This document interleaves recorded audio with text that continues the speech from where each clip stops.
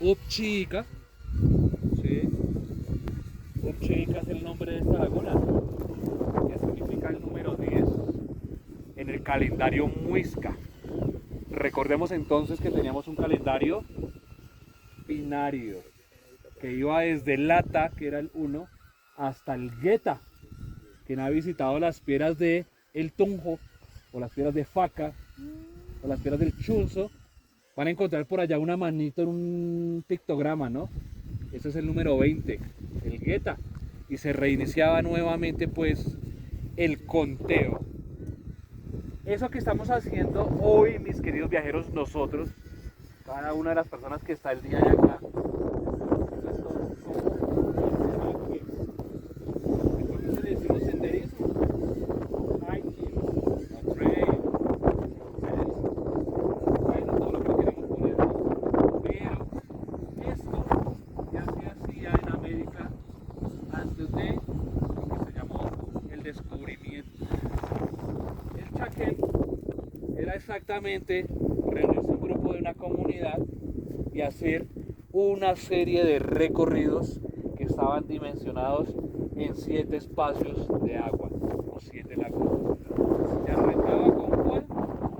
Con esta, con la chica, que es la casa del pensamiento, donde se pide consejo. Luego se pasaba aquí atrás, está la Laguna Negra. ¿Quién sabe por qué se hizo famosa la Laguna Negra? ¿No? Por negra. No. ¿Quién ha ido al Museo del Oro? ¿De pronto ustedes lo visitaron? Ayer. ¿Cuál es la pieza conceptual del Museo del Oro? La representativa.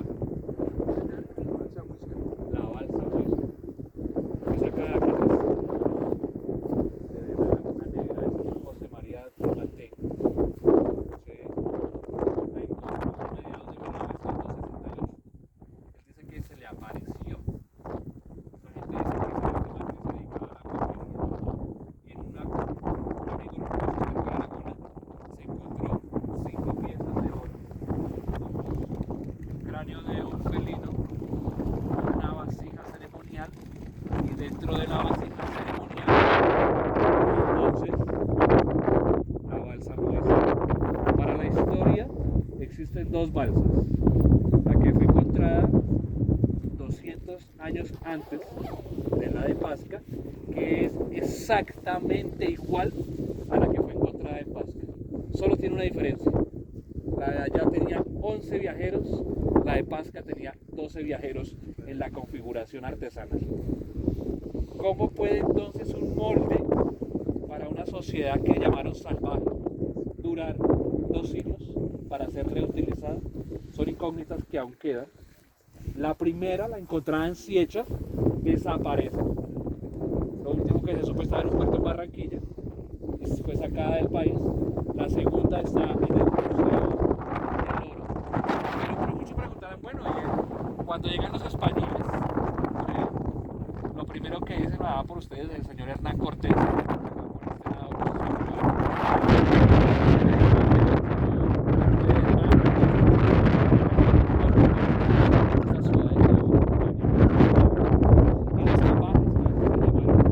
no les cabía en la cabeza entender cómo un ser humano era capaz de ir a una laguna y botarle una pieza de oro. O sea, ¿qué es ese nivel de salvajismo? Pensaban los europeos. Pero entendamos el contexto. Primero hay que descolonizar el pensamiento. ¿A qué me refiero en la descolonización del pensamiento? Aquí no existía lo sagrado. Lo sacro no existía en esta parte de América. No sé, ya en algunas culturas sí, centroamericanas, pero en esta parte de la isla no sé si específicamente, más hacia el interior, no sé si. Aquí se hacían actos de agradecimiento.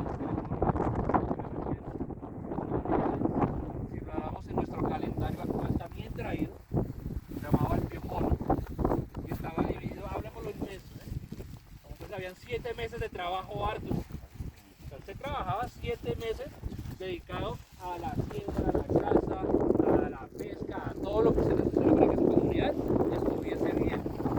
Pero tenía 5 meses de descanso.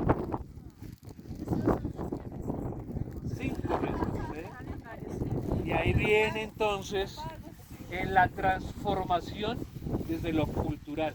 Cuando se trabajaban los 7 meses, todos los días se cosechaba y todos los días había comida, cosecha, todos los días. Luego vienen los españoles y nos dicen, salvajes, hay que cultivar esto. Y nos rompieron el sistema de siembras. Estas lagunas, como ustedes pueden darse cuenta, se visitaban 7, ya hemos nombrado 2, Upchica y Laguna Negra. Luego pasaban allá atrás a otra, se llama la Laguna de Cajita. Luego pasaron a la otra, la Laguna de los Lumos. La Laguna de Boca Grande, la Laguna de Teusacá, la Laguna de la Herrera, las lagunas de Siecha, y se terminaba la caminadita ¿en dónde? ¿Cuál es la laguna que más se reconoce? Guatavita. Allá en Sesquila. O sea que esta gente se mandaba 240 kilómetros. Algo tranqui, diría la profe esta mañana. Algo tranqui, un solito tranqui. Algo tranqui. Pero hay una cosa que hay que tener muy claro, mis queridos viajeros. Y es que no se hacía ni en una hora ni en un día. Se hacía dependiendo de la necesidad con la que se asistía a este lugar. O sea, en esa época no nos tenían este grillete. Esta es la esclavitud de la sociedad moderna, si no queramos admitir. ¿Por qué? Porque nos pagan por tiempo. O sea, nos pagan el semestre, el trimestre, las horas, el producto, el desarrollo. Bueno, tenemos hasta tiempo para descansar. Imagínate que ya nos mide el tiempo hasta para descansar. Y no hemos querido aceptar el nivel de esclavitud que aún tenemos como sociedad activos. Y esta gente utilizaba estos 5 meses para hacer un recorrido como el que estamos haciendo nosotros el día de hoy. Porque ya estaban los personajes organizados en sociedades, tenían saques, tenían cipas, había un modelo gubernamental establecido. Quiere decir, no eran tan salvajes como nos quisieron hacer ver ante el mundo. Una sociedad que ya hacía y que dominaba la aleación de metales no era tan compleja. Una cosa característica de las figuras que se encontraba o se han encontrado en esta área es que ninguna figura se le hacía un bracito y se pegaba, se le hacía una orejita y se le pegaba, no. Las figuras que aquí se hacían son de una pieza completa, no hay un solo pedazo pegado. ¿Cómo se hacía esto? Muy sencillo, se utilizaban a estos amigos, a los frailejones. Los frailejones segregan una sustancia que se llama trementina. Algunos la olieron cuando veníamos en el camino. Se sacaba esta trementina y se le ponía cera de abejas y se generaba una pasta. El artesano elaboraba la primera maqueta de lo que iba a hacer. Entonces la elaboraba como una plastilina y montaba toda su maqueta de lo que iba a formar. Después de esto, el artesano cogía y quemaba madera y se cernía y se sacaba un carboncillo, el cual era muy fino y se le pegaba hábilmente a la trementina, generando un cubrimiento total a este monstruo. Después de esto, se tomaba y se ponía arcilla líquida. Hábilmente se hacían pinceles con piel de venado o con el animal que se hubiera podido tener. Se utilizaba y se pintaba este escenario hasta que la arcilla secara. Quiere decir que ya generaba unos ductos, un recubrimiento. Se dejaba una entrada y una salida. Se fundía el oro y se ponía adentro. Cuando el oro entraba caliente, derretía la trementina y la cera y pasaba por todos los ductos de carboncillo. Se dejaba secar y luego se separaba la silla y se sacaba la pieza. ¿Sí? Así se hacían las cosas. Una sociedad que hábilmente tenía una constitución. Alguien de los presentes que sea colombiano me puede decir cuántos derechos y deberes tenemos y artículos tenemos en nuestra constitución.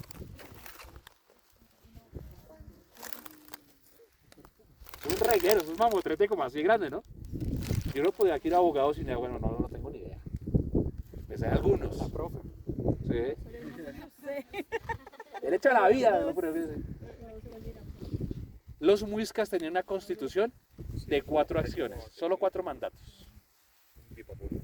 Era muy importante, 4 mandatos. Esto se llamaba el Código Nemequene. ¿En qué consistía? La primera ley. ¿Sí? era no hacerle daño a nadie.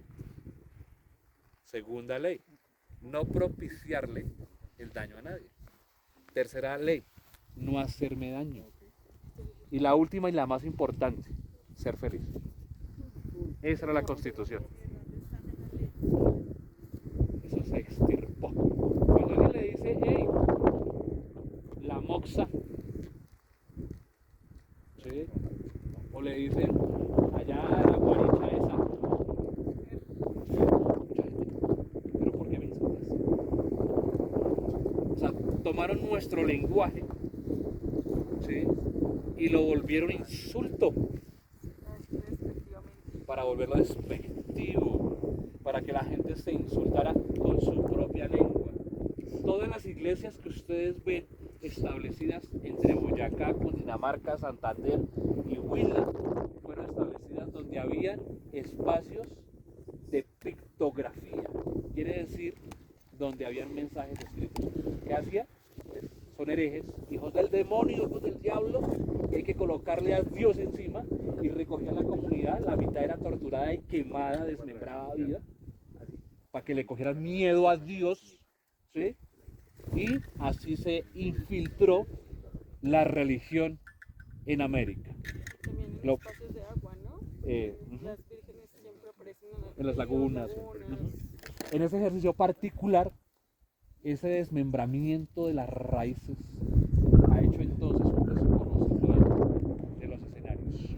El Sunapán o el Sunapán era el espacio donde las mujeres subían hasta estas lagunas a parir sus hijos.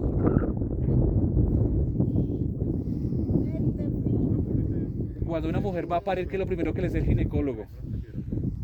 Vaya y camine. Haz unos recorridos por allá.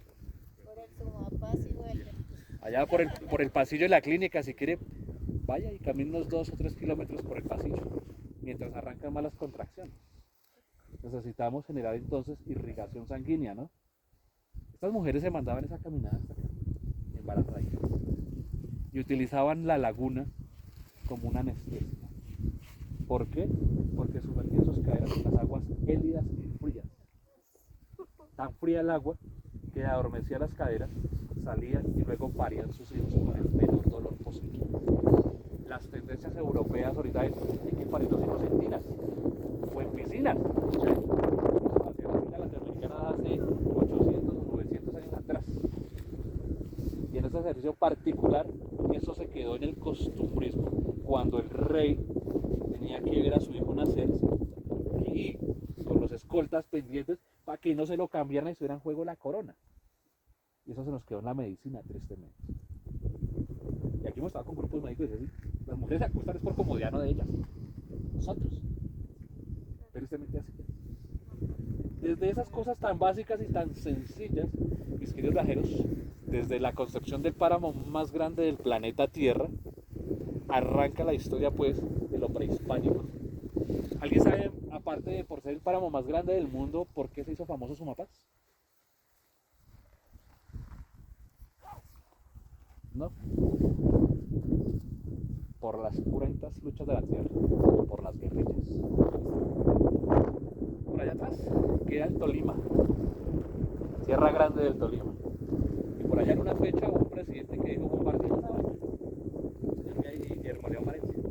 Se lo recuerdo como una guerra de los países. Colombia le dio hasta un pedazo de Colombia, que conocía como Panamá, para financiar una guerra estúpida. Luego viene otra guerra más estúpida que se llamó la guerra bipartidista. Entonces el rojo se mataba con el de azul mataba al rojo, y si no era ni azul ni rojo lo mataba por no ser de ninguno de los dos. Y eso se nos ha quedado en la historia. Aún en la actualidad la gente sigue polarizada por ideologías políticas muy tontas. En esa acción particular, mis queridos viajeros, en esas guerras cruzadas, las comunidades que vivían en los departamentos de Cundinamarca, o sea, ya toda la tierra del Cóndor, por eso se llama Cundinamarca o Cundinamarca traducido en español. Las tierras del Huila, las tierras del Tolima y las tierras del Meta, pues todo el mundo le mataba contra todo el mundo. ¿Y qué hacía la población civil? Pues donde nadie los encontraba, o sea, por allá en la cumbre de las montañas, y así es como el Sumapaz empieza a poblarse. Con la mala suerte que llegan dos familias muy poderosas. Por un lado los Rojas y otra más poderosa que luego asume el poder, que se llamaron los Pardo Rocher. ¿Sí? Quienes conocen el laboratorio Rocher Pharmaceutic, los mismos dueños del laboratorio Rocher Pharmaceutic, tenían una finquita que iba desde Usme hasta donde termina el departamento del Guaviare por ese lado. Y por acá hasta donde termina el departamento del Huila y por allá para el departamento del Tolima. Era tan grande la dimensión de sus terrenos que era un gran señor, Jesús María, Félix María Pardo Rocher, el gran amo y señor de estas tierras. Y esos campesinos que corrieron a esconderse vuelven a sentirse entonces en el sometimiento de un modelo muy feudal, y arranca la pelea entonces por la tenencia de las tierras de los guerreros. Aparecen nombres por allá, no sé si se acuerdan de Erasmo Valencia, Juan de la Cruz Varela, ¿sí? Y por allá uno último que se llamó Jaime Garzón. Jaime Garzón fue edil y luego fue alcalde de esta localidad. Se vuelve pues comunicador social y termina siendo humorista, ¿no? Y entre chiste y chanza, como dice, el hombre le iba diciendo muchas verdades a mucha gente y iba mostrando cositas de las realidades del país en los medios de comunicación. Y eso le hizo mella a los poderes políticos de aquel entonces y lo mandaron matar en 1990. Y muere Jaime Garzón. Y pues la guerra se crudece en todo ese escenario, nos devolvemos un poquito, 1950 y 60. Estamos hablando de las épocas álgidas del país, 60, 70, 80 y 90, ¿no? 60 guerrillas, el 70 el crecimiento de las guerrillas, y el 80 porque se fue famoso. Narcos, venteamos, el poder del narcotráfico florece. Los 90 porque no fuimos famosos. Paramilitarismo al piso, el financiamiento brutal del paramilitarismo. Imagínense el sancocho que tenemos en este país. Y el Sumapaz no fue exento de esto. Y digamos que la gente empieza a pelear y las primeras reformas por la tierra se hacen en el Sumapaz. La primera reforma agraria que se hace en el país fue establecida en el Sumapaz, peleada por los campesinos. Fue tanta la pelea que hubo en ese escenario que en 1965 el gobierno dice, bueno, vamos a hacer una revisión técnica de los títulos valores de la familia Pardo Rocher. Se demora más o menos hasta el año 70, 72, porque no había software, sino tocaba. Lea carpetas y haga entrevistas y visite 10 años en este oficio. Y en 1972, mis viajeros, el gobierno nacional le quita, escuchen esto, 728.482 hectáreas a la familia Pardo Rocher, lo equivalente a 4 departamentos. En el 73 es declarado el Parque Natural Nacional, el Sumapaz. Y decía, pero es que son nuestras hacienditas, nuestras tierritas. Y en ese ejercicio de poder hegemónico, afortunadamente hay una acción en ese espacio de la recuperación. ¿Cómo está el páramo actualmente? La 1930, ¿alguien sabe cuál es la 1930? La ley de páramos. Me da pena decirlo a los viajeros que vienen a visitarnos, el país con más páramos en el mundo, y tenemos una ley de páramos que nació en el año 2018. Obligada, o sea, no había de otra forma. Y en ese ejercicio particular, el páramo del Sumapaz tiene 3 escenarios. El 65.3 pertenece a lo que sería el departamento del Meta o los Llanos Orientales. La otra parte se llamaría la zona de reserva, que está ubicada en parques nacionales. Y lo que estamos pisando el día de hoy se llama un área, una zona de amortiguación. Quiere decir, tiene dueños o campesinos que son dueños. Hay 2 cosas que hay que hacer urgentes. ¿Se acuerdan lo que mirábamos al otro lado? Con tristeza cómo vienen avanzando en las fronteras agrícolas. Eso tiene un fin básico, y lo digo sin ponerme colorado. El narcotráfico empezó a permear. ¿Qué hace el narco? Le dice, venga, señor campesino, según el DANE, debajo de la pobreza en este país está el campesinado, y así lo es. Y el narco la tiene clara. El campesino también. ¿Qué dice el narco? Si le doy 3.000 millones, ¿qué dice el campesino? Se me apareció una virgen. El padrino mágico, así lo llaman los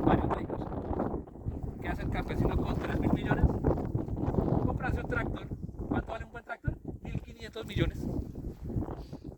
Y arranca el campesino a romper fincas. Quiere decir esto, porque pues el campesino le está cobrando el 4 por mil la tenencia de todo esto. No hay un pago por derecho ambiental. Hay una cantidad de cosas que no han venido ocurriendo. Y empiezan a romper y a sembrar papa. ¿Qué le interesa al narco? Sembrar en sociedad para que le genere facturas. Muchas facturas. ¿Sí?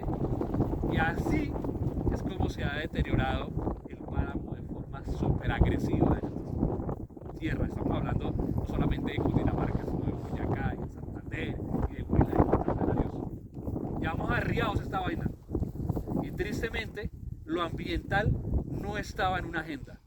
O sea, si pretendíamos vivir de la explotación minera, imagínense esto. Lo ambiental no estaba en una agenda. Ahorita viene cambiando. Por fin lo ambiental es prioridad. Una agenda gubernamental por fin brilla. Pero aún hay una cosa muy macabra. Los derechos mineros sobrepasan los derechos ambientales. Y en una ley tan joven y tan reciente, si alguien quisiera decirle que aquí hay oro, entonces podríamos explotar esto. Porque necesitamos sobrevivir. El desarrollo así no lo venden. Y tenemos casos grandes como La Colosa, tenemos Santurbán, y nos podríamos quedar aquí hablando de lo que está pasando en la Orinoquía, de lo que está pasando en Chiribiquete, de lo que está pasando en la Amazonía, etcétera, etcétera, etcétera, porque necesitamos disque desarrollo. Cuando cogemos y le metemos dinamita a esta montaña y le metemos maquinaria a esta montaña y desaparecemos esto, y cuando desaparecemos esto, colateralmente miren lo que desaparecemos. Creo que los salvajes no eran tan salvajes. Cuando uno le entregaba al agua una pieza de oro, entendemos que valía más el agua que el oro. Lo tenía muy claro. Y desde el páramo más grande del mundo nos vamos a llevar un mensaje interesante. Eso lo decía un abuelito. Y es una cosa muy bonita. Usted podrá cambiar de hojas, puede cambiar de frutos, puede cambiar hasta de flores si usted quiere, pero nunca de raíces.